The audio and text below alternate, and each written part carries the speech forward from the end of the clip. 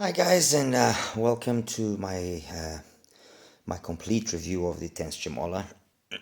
Excuse me. This is the latest release from TANCHJIM, more focused on the budget, segment. Let's put it that way, and also, as I mentioned in my pre-review, and well, at least this is my opinion, trying to follow a more grown-up approach to tuning. So trying to do what some other brands have been doing lately. Case of the ZX Pro over here, where there was a collaboration with Chronicle, and basically it was tuned to have a more grown-up, more mature, more upscale tuning done to it, as opposed to the more common V-shaped signature that you find on the cheaper stuff. Anyway, I'm not going to go through the box again. We've been through that. Basic affair brings two sets of tips, wide bores and narrow bores. Brings a decent enough cable. Over here, I actually show you. Brings a decent enough cable, but there's something that I must bring your attention to it with regards to this cable. And yeah, well, the IEMs, we already know what they basically look like. Small form factor, metal, aluminum, hard shell in the back, resin in the front, CAD designed enclosure to optimize the performance of the 10mm driver. What really more can we? Well, there's some discrepancy here, because some of the literature says it's DMT4 technology being used in the driver, while other literature says DMT4 on the actual packaging. Yeah, it says DMT3. If you look closely there, DMT3. Yeah, basically that's it. Now, let me just present you with what I have selected. Again, I could have put a hell of a lot more IEMs here, but I tried to keep it. I tried to keep my choices within a justified reason. Let's put it that way. Okay, so on the left side here, the DQSM Hermit, fixed cable, little kind of earbud. Bullet style earbud or earphone that is very, very, very under the radar, and honestly, it kind of deserves a little bit more momentum than the momentum that it gets. But I don't mind. It's basically what's happened with the HD Sound HeartMirror as well. As long as not many people know about it, those that do know about it know that it's a fantastic IM. I've included the KZZ-X Pro here, obviously. Then two Olas. I've got two Olas here. I'll explain now that in a second. HD Sound HeartMirror, a standard one. And I just got the modified one just for the sake of it. I listened to it, but all the comparisons that I've done here are done with standard units, with the standard Ola, okay? Just to get that clear. Reecho SG01, again, another IEM that passes very much under the radar. It doesn't really get much attention when it should, in my opinion. Over there, Tanchjim Tanya. Again, another very, very nicely tuned IEM. And lastly but not least, the Tripowin, the Layer. Okay. I kind of could divide this into two groups of IEMs. Okay, there's a group of IEMs here which is more bass heavy, more bass focused, let's put it that way. And in that group, SG01 and the Tanya SG01, Tanya, and the ZX Pro will be those ones. And then we have another group here which is more vocal focused, more instruments, with a lighter bass presentation. The DQSM Hermit, the Ola, the HD Sound HeartMirror, and the Layer. Okay, let's get this done. Ola. My first initial impression when I heard it was very favorable. I liked it.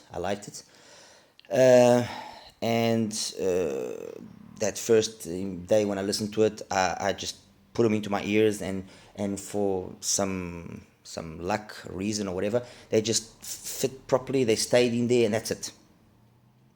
And I didn't, I made nothing of it. I said to myself, well, actually, the fit's not too bad, and so on and so forth. Well, I want to now go back and say that I think the fit will be a problem to some people. Why? Because it has got a very, very short nozzle. That doesn't look like it's short yet, but trust me, it's short. Why? Because the actual body of the IEM hits the outer ear very well, the inner part of the ear very quickly, and so it limits the insertion of the actual nozzle and stem into the ear canal. Also, the angle that it's being used, is not, for me, the best. So I have to say that, and I'm going to use the oxygen as an example that most people know. The oxygen was an issue for many people with regards to the fit. That's why not many people ended up really being able to get what it is what it is capable of doing, and actually were somewhat underwhelmed. The same thing with the Blon 03. But funny enough, both of them, it is relatively easy to resolve that problem and make them fit in a half decent manner. With regards to the Ola, it's a different subject, because in my ears, for it to fit properly, it is not going to sit into my ear like it should in a flush position. It's going to sit in a very kind of, if this is my ear, instead of fitting in like this nicely, okay, imagine that's my nose, that's my ear here, okay, it has to fit kind of like this, in this position, all right? So it's a funny, weird position, and further compounded by the standard cable. And that's what I was saying. The standard cable, I think, doesn't help. The preformed hook on it is not really helping. The moment I put this cable, which has no ear hooks, that problem went away. The other way around it to solve this issue is to do like I did on this set, which is to use these foam tips. Okay? That's the two solutions that I found. Foam tips with the standard cable, or then use the standard tips, which worked actually quite good, but with a different cable so that it allows it to kind of sit in a more favorable position. Okay? What about sound? So tell us, Akros, what is the sound of the TANCHJIM Olá like? Well, as the graph showed and kind of gave a prelude to, it is I would consider it a flattish, harmonish curve. Let's put it that way. I'm actually trying to see if I can find the graph to show you guys. That will definitely make. Here we go. Okay. So we're looking at the blue line here. Okay, and this is a comparison with the MIM Dark Magician that I just did for the sake of comparing it. As you can see, it stays relatively flat throughout most of the bass and the lower mids and the mids, up to about 1K. So from about, let's say, 70 hertz up to 1K, it's almost flat. It follows the DM perfectly, okay?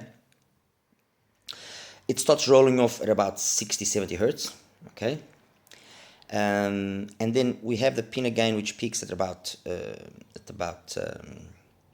2K. It's about an 8 dB pinna gain, and then it comes down gradually, has the 8K resonance from the coupler, and then carries on.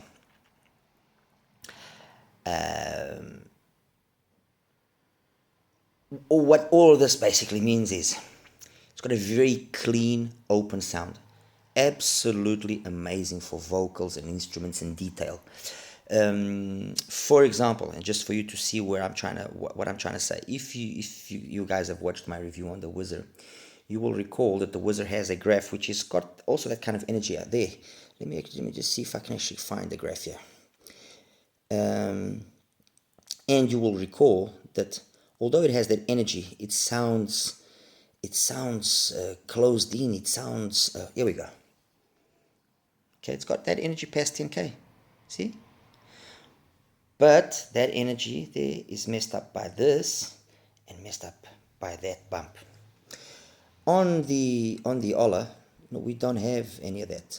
On the Ola, what we do have, oops, sorry, let me get the graph here again. My apologies. On the Ola, we have a very much a typical TANCHJIM kind of approach. Okay, the only big difference here being that we don't have the bass energy that we usually have. So instead of the bass in the lower registers, let me grab here something just to point. So instead of the bass from about, let's say, 100 hertz down being a slightly boosted or something, no, it rolls off. Okay. Now the funny thing is, when you actually hear it, it doesn't perceive itself as being so thin or so light as the graph might indicate. And there's quite a few songs where you listen, and I listened to, for example, and I was actually quite surprised. For example, there's a song by a group called Donati, Perfil de Sereia. It has a very nice bass line, which on an earphone, like for example on the SG-01, it might actually be overemphasized, while on the HD Sound HeartMirror, it's perfect. You don't need more energy than that. And I was expecting it to be relatively thin here. No, it actually is half decent. It is really half decent. So the graph doesn't, as is many times the case, the graph doesn't really show what is the true amount of bass that the Ola has. Now, having said that, I do admit that the bass is light. I do admit that the bass, although it's got quality, there should be more quantity. And I've taken care of that on that one there to see how it is. And I would have liked, obviously, there to have been a little bit more quantity. That's why I did it on that one. But on standard earphone, as it comes out of the box, it's fine. It will not be a bass head's delight, no, but it will be an earphone definitely focused towards those of us that like vocals, instruments, details. So if you're a fan of the HD Sound HeartMirror, you will be a fan of this one. That's without a doubt, okay? How do I position it, or how can I better position it with regards to the others? And I'll get into more aspects of all the technicalities and so on and so forth in a second. The Layer, when I reviewed it, I found it to have an interesting sound. I mean, it was fine. Female voices were good. Male voices maybe a little bit thin, and basically all of that was down to the bass, in my opinion, that was lacking in quantity and made for the overall sound to be thin. And the truth is, you listen to it and you take it out of your ears and you put on the Ola, which has even less bass apparently graphically than the Layer, and the Ola is more satisfying. The Ola is got more quality detail than the Layer, and better bass texture, better bass quantity, let's put it that way. Quality as well, but quantity, it's got more. Another song that, for example, that was quite noticeable is a song called Control You by Movement. You hear it on the Layer, it sounds okay, but you feel that something there is lacking. You hear it on the Ola, and it's much more interesting, much more true to what the actual song is supposed to be, let's put it that way. Okay, so let me just kind of go through everything, all the other IEMs, and then you'll better understand my comparison with the Ola. The DQSM Hermit, in a nutshell, is a baby HD Sound HeartMirror. Loads of detail. Doesn't really get sibilant. It's got good technicality, especially detailed retrieval and imaging is very good for an IEM like this. And it's got a nice, fun, quick bass. It's a very engaging IEM that, like I said, for a 7mm driver, it's not even a 7, it's a 6.8 if I'm not mistaken. It's quite surprising. It plays really well. As compared to the Ola, I would say they are side grades to each other, and not one an upgrade to, or anything of the sort. I would say they are side grades to each other. ZEX Pro, very laid back in comparison with the Ola in terms of the details that it can, squeeze out of songs. The Ola's got way more detail, more sub bass, more bass quantity over here. Quality as well is slightly better on the ZEX Pro. In terms of technicalities, again, I would say that I would give it to the Ola. There are certain aspects here of the ZEX Pro which are okay, I guess, if you look at in the context of what it is. But when you compare it with other things that are around the same price, it loses out. All we know, HD Sound HeartMirror. Well, HD Sound HeartMirror is and has been for me one of my favorite IEMs. I've had it since it was first released. Hardly anybody speaking about it. And the first time I put it on, I said, wow, this thing is special. And I always thought of it as a more polished blonde. Yes, it doesn't have the bass of the blonde, but it's, and maybe the overall tonality is not as true to form as it is on the Blonde 03, which I actually could have used here as well as a comparison, but I decided to not put it. But it's got this amount of it's capable of this detailed retrieval and creating this atmosphere that even though some might think that it's fake, it's not true, it's overemphasized, it does it so well, and in my ears at least, and with my music, it does it so well that I just can't help but love the HD Sound HeartMirror. Its biggest flaw is the lack of bass, which on that other model, well, that other set over there, I've corrected that with a little. You can use a Y3 or Y4 filter on the vent. Some people have used Y2s, and that will obviously increase the bass quantity and actually changes the rest of the signature as well, and it makes it an absolute beast. Unquestionably, for me, one of the best IEMs under $100, definitely.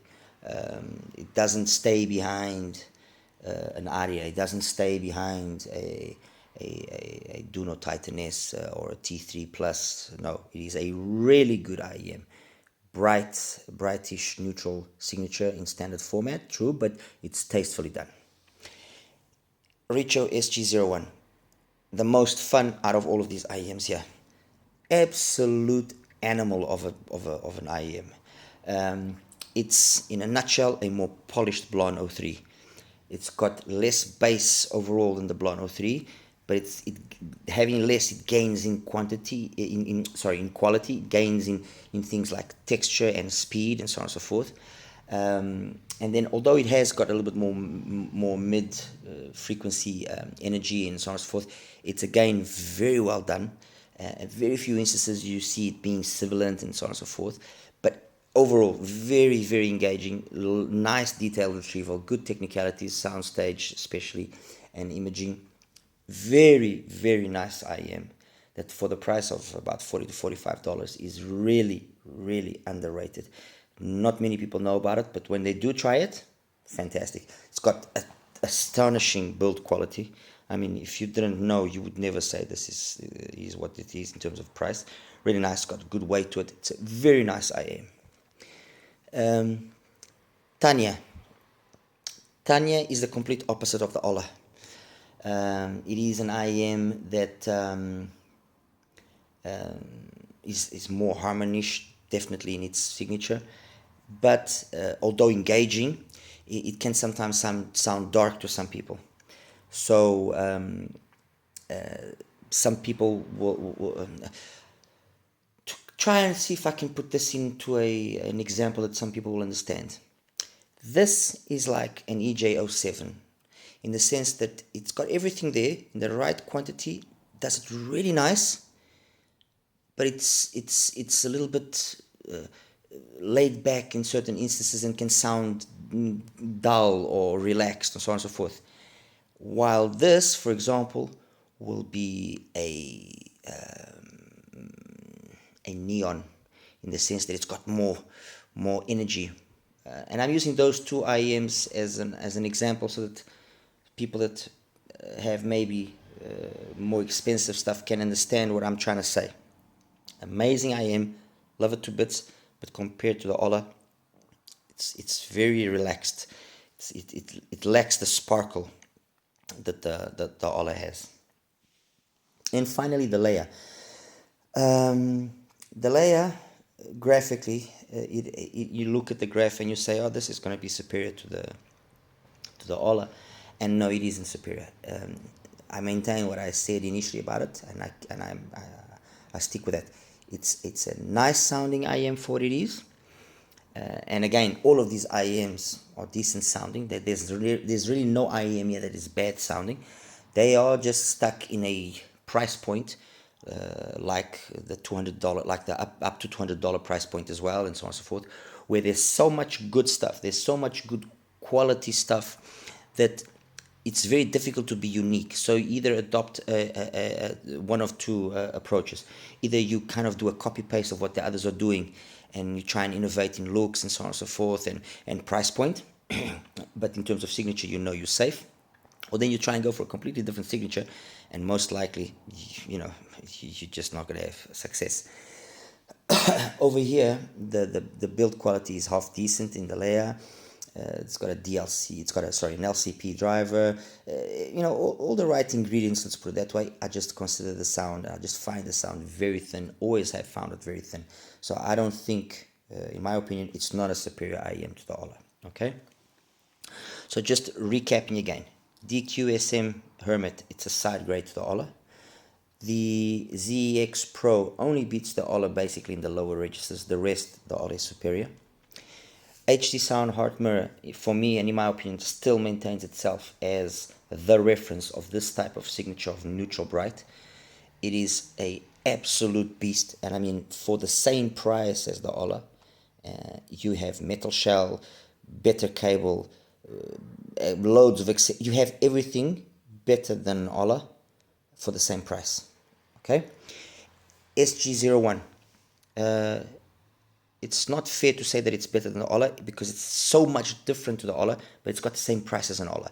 So if you want fun, if you're not wanting, or if you're not looking for something which is, let's say, correct at 100% in terms of tonality, in terms of how it reproduces, and in terms of how coherent it is between the frequency range and so on and so forth, then that one definitely is a choice.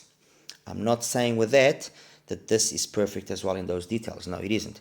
It is an IEM that will satisfy the ones looking for more audiophile presentation, let's put it that way. Tanya, again, kind of a similar situation to the Reecho as with regards to the Ola, in the sense that it's not that it's worse or inferior, it's a side grade. It's a different take, in that this is a bright take and this is a more relaxed, warmer take. So this will be for those that like a more warm sound. And finally, the Tripowin Layer. Very similar in overall, by a basis of what the sound should be, but it's thinner than the Ola. It is. In terms of technicalities, the Ola has got very nice detailed retrieval, decent enough imaging and soundstage. I mean, really. Tonally, timbre and tonality, I found it to be correct most of the time.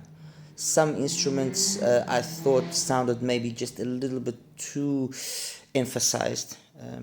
Some piano strikes, just, But anyway, nothing that can be considered a deal breaker or nothing. At this price point, we can't be this picky. We have to be more open, to be relaxed with regards to certain aspects. Where do I see the Ola in the middle of all of this? It's an alternative to a HD Sound HeartMirror if you just don't like following what everybody else has, okay? And it's an interesting IEM for those of us looking for, a polished signature with a little bit more upscale presentation and with loads of detail, loads of area. I mean, one of the things that surprised me actually was how it was capable of doing a lot of 3D effect, sounds coming from everywhere, and very nice. The issue with it that I see is it's going to be the fit. Definitely the fit is going to be I think problematic to some people, and the standard cable as well could be a problem.